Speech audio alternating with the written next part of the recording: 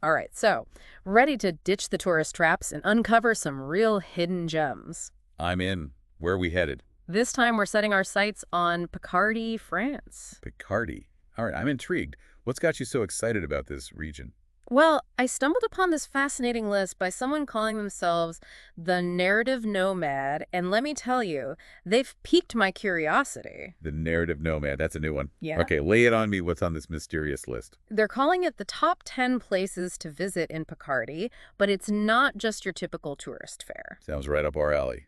So what's first on the docket? Well, they kick things off by raving about Picardy's unique blend of history, nature, and get this, delectable cuisine. Okay, you had me at delectable cuisine. I'm already Excellent. picturing myself strolling through charming villages, indulging in all sorts of local Oh, delicacies. absolutely. They even mention artisanal cheeses, so you know it's going to be good. It's a clever strategy, isn't it? Appealing to a wide range of interests right off the bat. History, nature, food. They're drawing us in. For sure. And they sprinkle in mentions of festivals, so it's not just dusty museums and ancient ruins. We're talking about a region that's alive with culture and celebration. I like it. So where does this narrative nomad suggest we start our Picardy adventure? First up is Amiens, home to a magnificent cathedral that's actually a UNESCO World Heritage Site. Impressive. Huh. But I bet there's more to Amiens than just a cathedral, right? Oh, absolutely. This is where it gets really interesting. They also mention something called floating gardens. Floating gardens. Now that's an image that sparks the imagination. I'm picturing something out of a Monet painting. Me too. They don't go into too much detail, but they do give us a name. Les Hortianages. Les Hortienage. I'm adding that to my list of things to look up immediately. Right, it's like they're giving us these little breadcrumbs, these intriguing tidbits to pique our curiosity and send us off on our own research adventures. I love that. It's all about sparking that desire to delve deeper, to uncover the hidden stories behind these places. Exactly. Okay, next up we've got Beauvais, which apparently boasts another stunning cathedral. Another cathedral. They must really love their cathedrals in Picardy. They do, but this one is said to have the world's highest choir. Wow. Now that's something I'd love to see and hear in person. Right. But what really caught my eye about Beauvais was the mention of intricate tapestries. Tapestries. Tell me more. I'm always fascinated by textile arts, and I have to admit, I don't know much about the tapestry scene in Picardy. Me neither. But they mention a Musée de l'Oise, so I'm guessing that's where we'd find these tapestry treasures. To the research list it goes. It's amazing how this list keeps offering these little glimpses into aspects of the region that we might otherwise overlook. Right. It's like they're saying, hey, here's this iconic cathedral, but don't miss out on these other hidden gems while you're there. I'm all about those hidden gems. Okay, what's next on our Picardy adventure? All right, get ready for some royal treatment because next up, we're heading to Compiègne, home to a grand palace fit for a king. Ooh la la, a palace. So are we talking sprawling gardens, opulent interiors, the whole 9 yards? You know it. But here's the twist. They also mention the Forêt de Compiègne, a sprawling forest surrounding the palace. Now that's what I call a room with a view. Imagine strolling through those woods, feeling the crunch of leaves beneath your feet. Right. It sounds like the perfect place for a picnic fit for royalty. Absolutely. But knowing this narrative nomad, I bet there's more to this forest than just pretty trees and fresh air. You know it. They subtly weave in a mention of the forest's historical significance during World War I. Ah, a place where history and nature intertwine. I'm always drawn to places like that. Me too. It adds a whole other layer of meaning to the experience. Speaking of history, where are we off to next? Our next stop takes us to Saint Quentin, a town renowned for its striking Art Deco architecture. Art Deco. Now we're talking. I've always loved that style, of bold geometric patterns, the vibrant colors. Right. And they mention a basilica too. Ooh, imagine the stained glass windows. Art Deco stained glass windows. I'm already adding Saint Quentin to my must-see list. Okay, so from Art Deco masterpieces, we're time traveling to Lyon, a town perched dramatically on a hilltop, complete with those classic medieval walls. Okay, I'm already picturing myself wandering those ancient streets, soaking up the atmosphere. What's the main attraction in Lyon? They mention panoramic views, which makes sense, being up high and all, but they also call out the cathedral's striking facade. Got me curious. What makes it so special? Well, imagine this.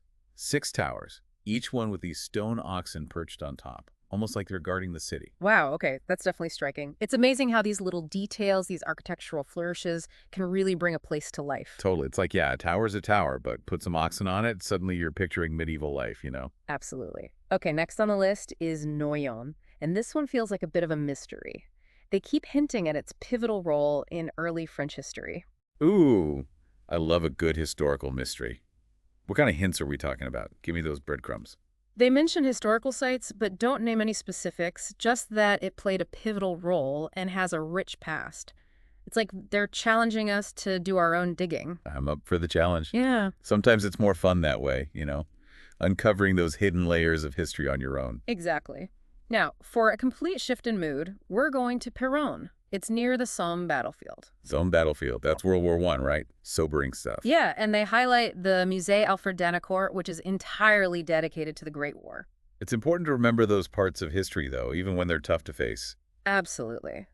But hey, on a lighter note, Abbeville is up next, and it sounds utterly charming. They call out its beautiful cathedral, sensing a theme here. Huh. Hmm. They definitely have a thing for cathedrals. Yeah? But charming, you said. What else makes Abbeville stand out? They mention medieval streets, which I'm always a sucker for, and local festivals.